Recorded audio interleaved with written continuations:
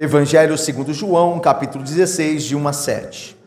Eu farei a leitura, irmãos, nós acompanharemos reverentemente a palavra do Senhor que nos fala, e depois nós oraremos e pregaremos a palavra do Senhor. O Senhor Jesus Cristo continua com seus discípulos a consolá-los e confortá-los e prepará-los, dizendo: tenho-vos dito estas coisas para que não vos escandalizeis. Eles vos expulsarão das sinagogas. Mas vem a hora em que todo o que vos matar julgará com isso tributar culto a Deus. Isto farão porque não conhecem o Pai nem a mim. Ora, estas coisas vos tenho dito para que, quando a hora chegar, vos recordeis de que eu vô-las disse. Não vô-las disse desde o princípio, porque eu estava convosco. Mas agora vou para junto daquele que me enviou. E nenhum de vós me pergunta: para onde vais? Pelo contrário, porque vos tenho dito estas coisas, a tristeza encheu o vosso coração. Mas eu vos digo a verdade, convém-vos para que eu vá, porque se eu não for, o Consolador não virá para vós outros. Se, porém, eu for, eu vô-lo enviarei. Vamos orar ao Senhor, irmãos?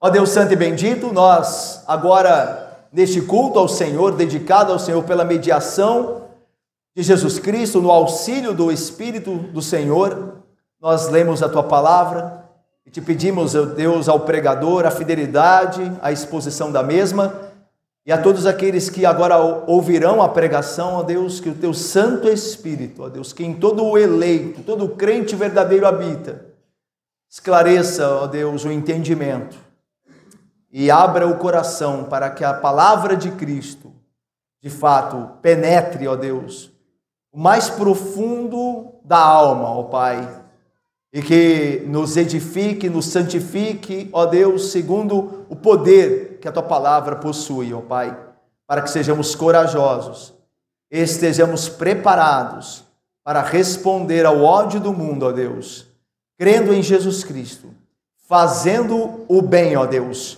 no poder do Espírito Santo do Senhor. Assim nós oramos, pedindo a Tua iluminação, com o perdão dos pecados, em o nome do Senhor Jesus Cristo, nós o fazemos. Amém. Meus irmãos, Vanessa, Dona Lúcia, querido Roberto, o maior perigo que o discípulo de Cristo corre não é o ódio e a perseguição do mundo, eu sei, nem o possível martírio, Fernanda. Mas o motivo, de fato, que leva a entendermos o maior perigo que corre o discípulo de Cristo é a apostasia. O termo apostasia significa, literalmente, ir para longe. Apostatar é ir para longe. No contexto bíblico, a apostasia é ir para longe de Cristo, é abandonar a Cristo. O maior perigo que nossa alma, de fato, passa neste mundo não é o ódio do mundo, nem um possível martírio, o que acontece em alguns países, onde o cristianismo é perseguido a tal ponto. Mas o maior perigo que ronda a nossa alma é a apostasia. É por conta do ódio do mundo e da perseguição do mundo, nós rejeitarmos a Cristo. Nós nos distanciarmos de Cristo. Nós nos calarmos acerca do testemunho de Cristo. Este é o maior perigo. Não é sermos odiados pelo mundo, mas é nos afastarmos de Jesus Cristo.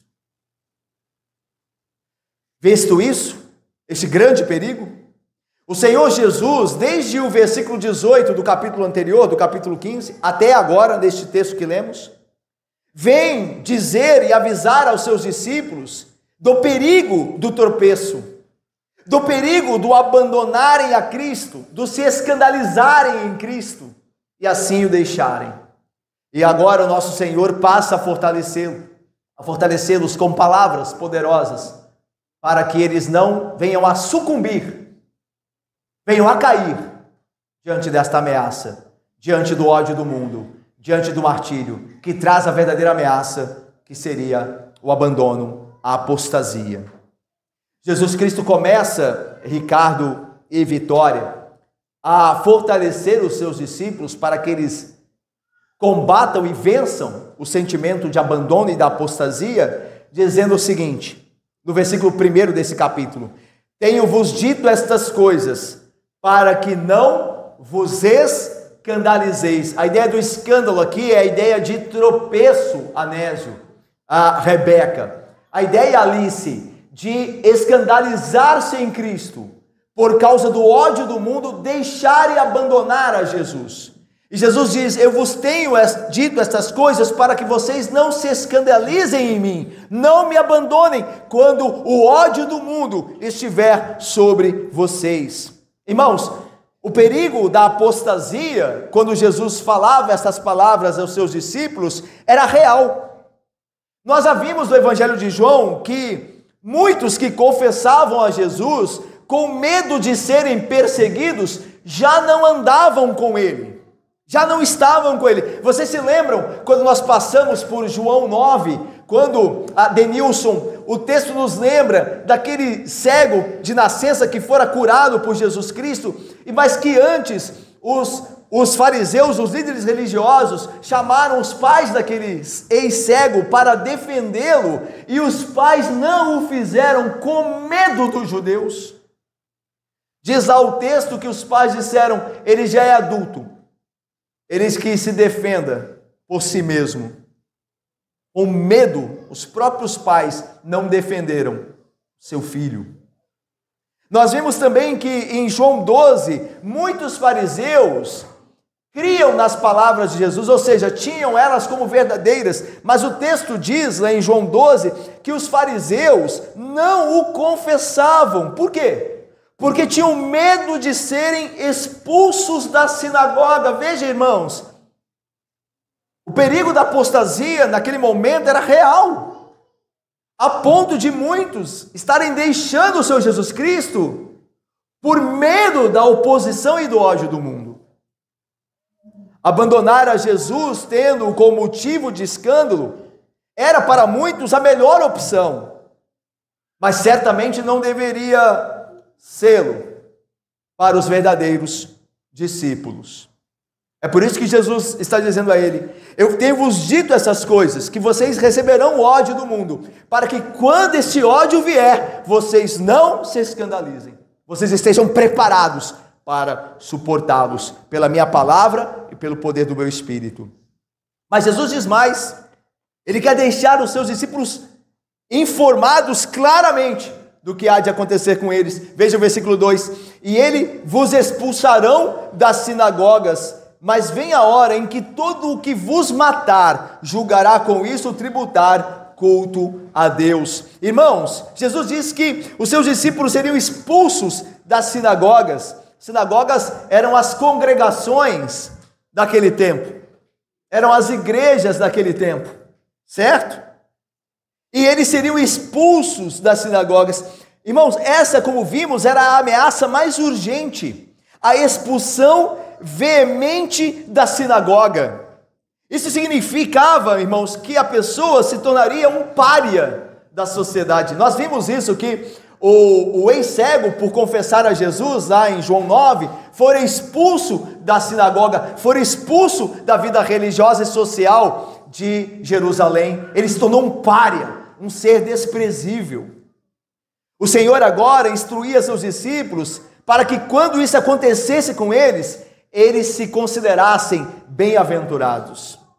Olha o que Jesus diz lá em Lucas 6: bem-aventurados sois quando os homens vos odiarem, e quando vos expulsarem da sua companhia, vos injuriarem e rejeitarem o vosso nome como indigno, por causa do Filho do Homem. Vocês são felizes quando os homens expulsarem vocês da companhia deles. Quando os homens não quiserem andar com vocês por causa do meu nome. Bem-aventurados sois. E Jesus continua dizendo, mas vem a hora em que todo o que vos matar, isso aqui é duríssimo, em que todo o que vos matar julgará com isso tributar culto a Deus. A ideia de vem a hora, quando Jesus diz, mas vem a hora, nós não podemos deixar de pensar no que, irmãos? Naquela hora, lembram-se? É chegada a hora de João, a hora é a hora da cruz, da ressurreição e da ascensão. Envolve todos esses três acontecimentos, eventos, a hora está chegando, Pai, é chegada a hora, e aqui a gente não poderia deixar de pensar nessa hora, uma vez que ele, mas vem a hora, e a hora em João é sempre referindo-se à morte, ressurreição e exaltação de Cristo. Então ele diz, mas vem chegado, ou vem a hora, irmãos, aqui a ideia de uma hora está vindo, no futuro, algo que vai acontecer após o ministério terreno de Cristo. Como nós dissemos agora mesmo, nós sabemos que a hora se refere à morte, à ressurreição e exaltação de Cristo. Essa hora é aquele momento chave que marcará também, atenção, o redirecionamento do ódio dispensado pelo mundo a Cristo para os seus discípulos. Ok? Mas vem a hora, e a hora é a hora da morte, ressurreição e exaltação pela qual Jesus não estará mais no mundo, ele subirá para a destra de Deus. Esta hora vai chegar em que o mundo não vai poder me odiar, porque eu não estarei mais entre eles. Então eles vão odiar a vocês. Essa é a ideia. Mas vem chegando a hora em que todo aquele que vos matar julgará prestar com isso ou tributar com isso culto a Deus. Irmãos, essa afirmação de Jesus Cristo, ela se demonstrou verdadeira, inquestionavelmente. Os primeiros inimigos que os cristãos enfrentaram foram os judeus, aqueles que diziam tributar culto a Deus. Precisamente isso porque a igreja surgiu do judaísmo. Não era mera coincidência que o apóstolo Paulo, por exemplo, sofreu grande perseguição e ódio da parte das autoridades rabínicas daquele tempo. Quem é que perseguiu o apóstolo Paulo? Eram os gentios? Ordinariamente eram os gentios? Não, eram os judaizantes. Eles perseguiam Paulo. É certo que eles inflamavam também gentios, mas quem promovia a perseguição eram os religiosos. Havia entre as autoridades rabínicas daquele tempo aqueles que sustentavam que a ideia de matar hereges, e lembre-se que os cristãos eram assim reconhecidos naquele tempo, eram hereges, os que criam em Jesus Cristo, o falso profeta, segundo os judaizantes. Então, o grupo entre os judeus e autoridades rabínicas, alguns dentre eles, defendia a ideia de que matar hereges podia ser um ato de adoração a Deus. Isso era muito claro nos documentos dos judeus, né, os Mishnah, que dizia que se alguém matasse o herege poderia com isso estar adorando a Deus. Veja como isso fica claro na morte de Estevão, lá em Atos 6, 7 e 8. Quando eles estão apedrejando Estevão, o próprio apóstolo Paulo, antes de sua conversão, está consentindo com isso. E Paulo era um zelote, né? um homem cheio de zelo, por assim dizer. Ele julgava que a morte de Estevão glorificava a Deus. Aí o texto diz que Paulo consentia com a morte de Estevão. E aí a ironia aqui, é que eles entendiam, esses perseguidores, como Jesus diz, que ao matar os cristãos estavam tributando culto a Deus. Só que o que acontecia era justamente o contrário. Os cristãos que morriam por amor a Deus é que estavam cultuando a Ele, oferecendo a sua vida como de fato um sacrifício por amor a Cristo. Era o contrário que acontecia. Não eram os inimigos religiosos que, ao matarem os cristãos, estavam tributando o culto a Deus, mas os cristãos a morrerem na mão deles, que estavam cultuando a Deus, a sua fidelidade. E Jesus vai dizer agora no versículo 3, isto farão, por que farão isso? Porque não conhecem o Pai, nem a mim. Irmãos, se eles não conheciam o Pai, nem o Filho, aí a ideia aqui é conhecer, é ter intimidade, ser crente verdadeiro. Ser crente, não é dizer que conhece, da boca. A ideia de conhecer aqui, como é próprio do hebraísmo, a ideia, embora estamos no Novo Testamento, mas é próprio do hebreu desde a cultura e da língua hebraica, a ideia de conhecimento é intimidade, não só intelectualidade. Eu conheço sobre isso, não, mas eu vivo isso. Então a ideia de que eles farão isso a vocês porque eles não têm comunhão com Deus, embora digam crer nele, não têm comunhão com ele, nem comigo, nem com o Pai, nem com o Filho. E se eles não têm comunhão com o Pai e com o Filho, vão poupar de ódio e perseguição os que estão no Pai e no Filho? Claro que não. Se eles não conhecem nem o Pai nem o Filho, também não vão conhecer os que estão no Pai e no Filho. Não vão conhecer os cristãos, por isso vão persegui-los e odiá-los e matá-los, e com isso julgarão estar prestando culto a Deus. E aqui eu passo para algumas aplicações dessa primeira parte. Primeiro, meus irmãos, nós vemos aqui uma promessa de Jesus Cristo que é surpreendente e que, convenhamos, nós não ouvimos muito hoje nas igrejas que se dizem evangélicas. E que promessa é essa? Que promessa é essa? A promessa é que nós, como cristãos, teremos sofrimento, seremos excluídos e, se Deus assim prover, até alguns de nós enfrentaremos a morte, como tem irmãos nossos, em países que cristãos são mortos, sofrendo a morte. É uma verdade para nós, Igreja de Cristo.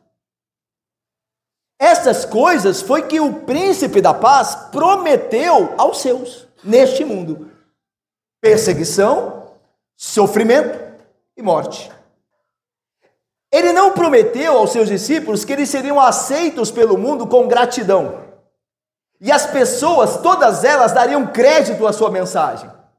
Mas ele prometeu que eles seriam odiados, maltratados, desprezados pelo mundo. E pior do que tudo isso, seus perseguidores convenceriam a si mesmos de que era correto persegui-los e infligir-lhes as mais cruéis afrontas em nome da religião. E aqui, meus irmãos, é interessante, como nós falamos antes, de se notar que a perseguição mais intensa que a igreja vem sofrendo ao longo da história não é dos pagãos, não é uma perseguição que vem dos pagãos, mas daqueles que procuram e se proclamam como religiosos. Veja o islamismo. O islamismo diz crer em Deus, Allah, é a palavra para Deus, em árabe.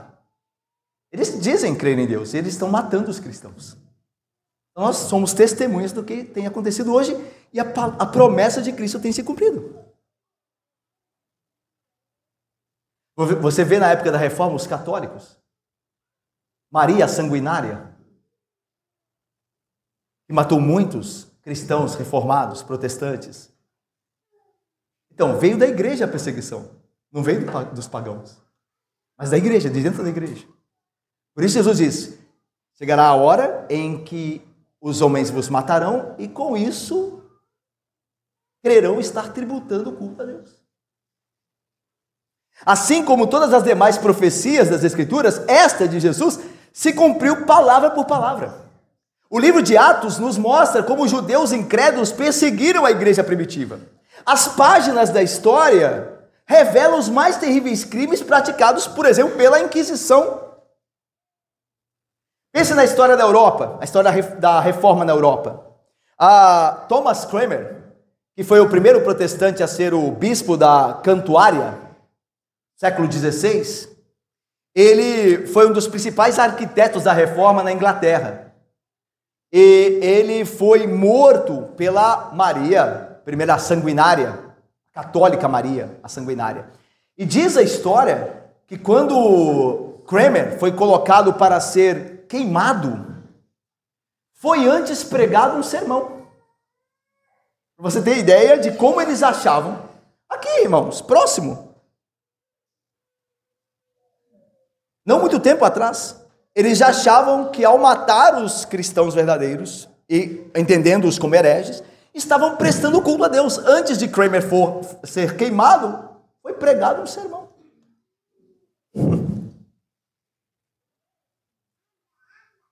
Ainda que pareça impossível e inacreditável, naquela ocasião em que Jesus falava aos seus discípulos, o grande profeta da igreja, que é Cristo, comprovou sua autenticidade no fato de que, assim como todas as suas outras afirmações, ele predisse nada mais do que a verdade. Ele disse a verdade. E nós vemos a sua palavra se cumprindo. Não se cumpriu só com os apóstolos e com a igreja primitiva, mas tem se cumprido no nosso meio. Nossos irmãos têm sido mortos em muitos lugares por amor a Cristo. Por aqueles têm sido mortos por aqueles que julgam com isso estarem adorando a Deus. Nós devemos não nos colocar surpresos diante dessas coisas. Os crentes serão perseguidos. De uma maneira ou de outra nós seremos. Irmãos, o apóstolo João, em sua primeira carta, diz assim: não vos maravilheis se o mundo vos odeia. Lá no capítulo 3 da primeira carta de João. E diz assim: não vos maravilheis se o mundo vos odeia. E é interessante que a construção grega ali no texto é mais ou menos assim: parem de se surpreender. Se o mundo tem odiado vocês, parem, é o imperativo, parem de se surpreender. Vocês ainda ficam, vocês fazem o bem às pessoas que estão ao vosso redor, vocês procuram tratar bem aqueles que não são crentes, procuram adverti-los, admoestá-los para o bem da alma deles, e com o que eles retribuem a vocês? Com ódio. E vocês ainda ficam surpresos? Parem de se surpreender com isso. É isso que tem que vir do mundo. Então, meus irmãos, quando nós achamos e esperamos que o mundo nos trate bem, que nós vamos fazer o bem e o mundo vai nos amar por isso, nós não entendemos nada da palavra. Nós não sabemos nada das promessas. E a Bíblia diz: parem de se surpreender quando vocês fizerem o bem e vir contra vocês mal. Vocês não devem se surpreender, porque é isto mesmo que vocês devem esperar. Se vier algum bem, de alguém que você tenha feito bem a ele, agradeça aos céus. Mas nunca espere isso de alguém que não crê em Cristo. Nunca espere o bem. Se vier, é a graça comum. Mas o que é ordinário é que vos retribuam com mal. Parem de se maravilhar. A natureza humana, irmãos, continua a mesma. Pagam o bem com o mal. É o que a Bíblia diz do ímpio. A graça divina nunca foi realmente popular. Se os verdadeiros filhos de Deus confessam Jesus como Senhor, a perseguição que sofrerão, mesmo agora, será intensa, nas mais diversas áreas de sua vida. Somente conhecem a natureza da perseguição aqueles que vivem em Cristo piedosamente, quer na escola, quer no trabalho, quer em casa. O apóstolo Paulo diz: todos quanto querem viver piedosamente em Cristo Jesus serão perseguidos. 2 Timóteo 3,12. Se nós não somos perseguidos de alguma forma, e veja, irmãos, nós não procuramos isso, né? Nós não somos masoquistas, né? Nós não amamos sofrer. Eu não quero que as pessoas me persigam e imagino que você também não queira. Mas o que a Bíblia está dizendo é que isso acontecerá naturalmente se você for fiel a Cristo. Não que você procure isso, você procura ser fiel a Cristo. Se você procura isso, os homens vão te perseguir. Ora mais, ora menos. Mas se eu e você, todo mundo gosta da gente, nós não tem problema com ninguém, nós agradamos gregos e troianos, então tem algum problema com o seu cristianismo. Tem algum problema com ele. Porque todos quanto querem viver piedosamente em Cristo serão perseguidos, de alguma forma. No trabalho, em casa, na vizinhança, na igreja às vezes. Serão perseguidos. E aqui, falei da igreja, aqui é a outra aplicação. A perseguição é intramuros. Mais uma coisa aqui deve nos chamar a atenção. Assim como os apóstolos sofreram perseguição dos que se diziam religiosos e achavam que com isso estavam prestando culto a Deus, parece ser esse o nosso caminho também. Parece que nós vamos sofrer mais perseguição de pessoas que se dizem religiosas. Por quê? Pensem bem, pensem comigo. Mais e mais nós vemos pessoas que se dizem religiosas criticarem aqueles que têm zelo pela palavra do Senhor como uma falta de amor. Quando o crente, por exemplo, fala contra a homossexualidade, já tem gente dentro da igreja, eu falo a igreja de maneira ampla aqui, dizendo que isso é discurso de ódio. Isso é falta de amor. É dentro da igreja que isso tem sido dito. E por que isso acontece? Porque nós vemos que a igreja cada vez mais dá espaço ao mundo dentro dela e que tem membros mundanos nas suas fileiras. Porque os pastores querem igrejas cheias, não é isso? Só que esse não é o problema, nós também queremos nossa igreja cheia, certo? Só que o problema é que quando nós queremos isso a todo custo,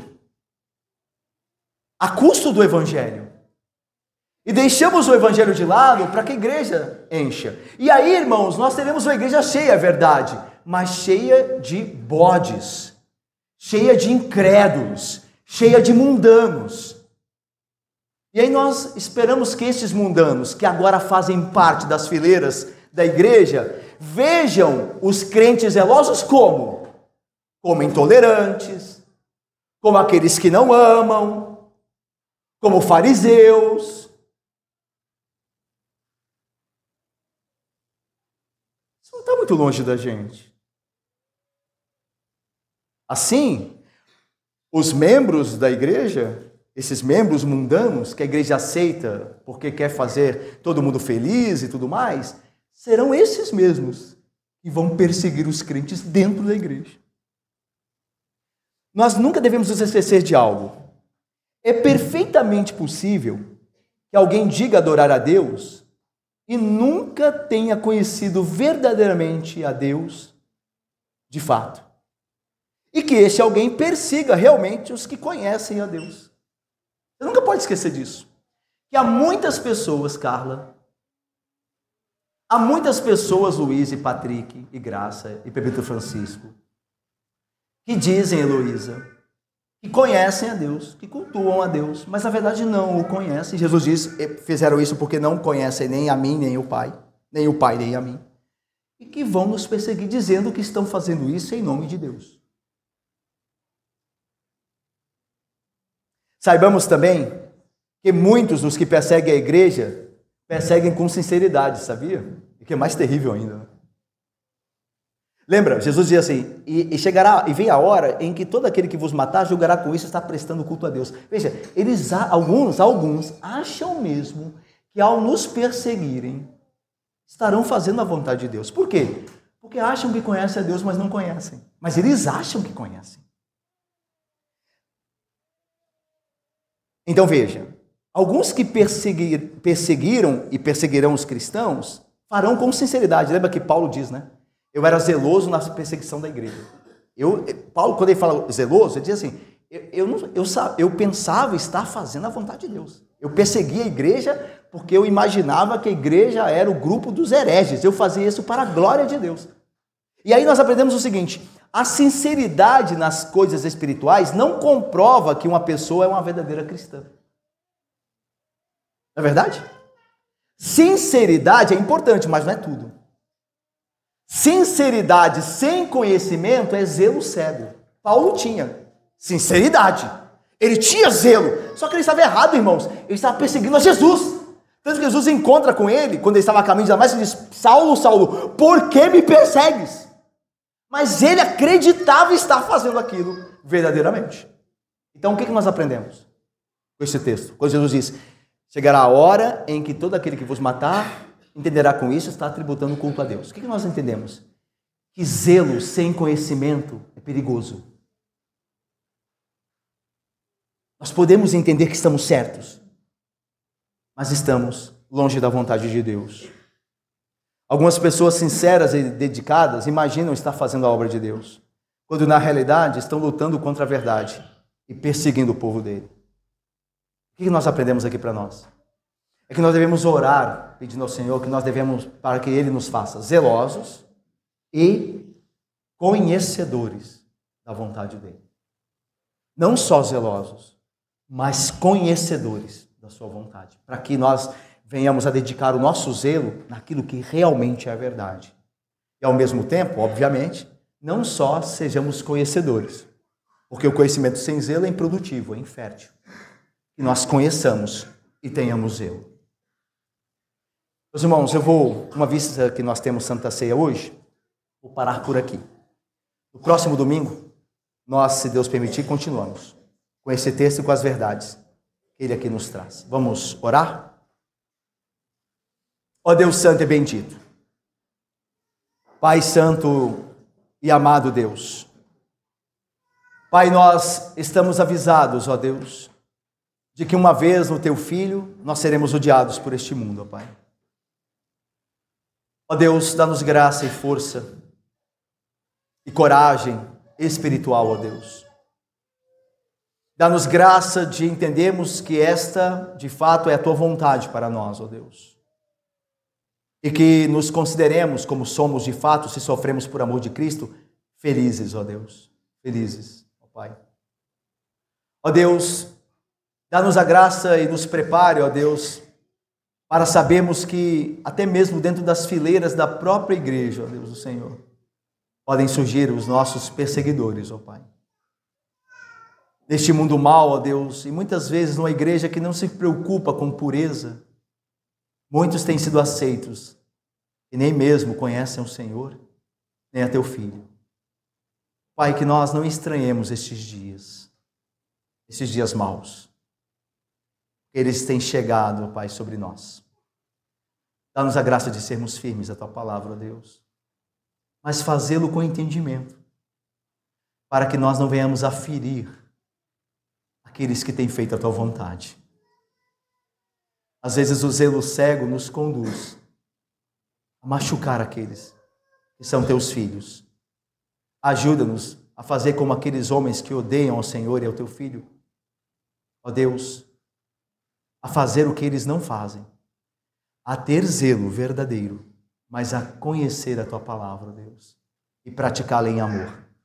Assim abençoa-nos, abençoa a Tua igreja, ó Pai, e a Tua igreja aqui também, essa igreja local que pertence ao Senhor, dando-nos coragem para falar de Cristo e nos preparar também para o ódio que virá sobre nós, certos de que o Senhor está conosco e o Senhor tem nos amado, e é isso que nos importa em última instância, ó Deus, de que o homem mau jamais poderá fazer nada a nós, porque nós viveremos e reinaremos eternamente com Cristo Jesus, Pai.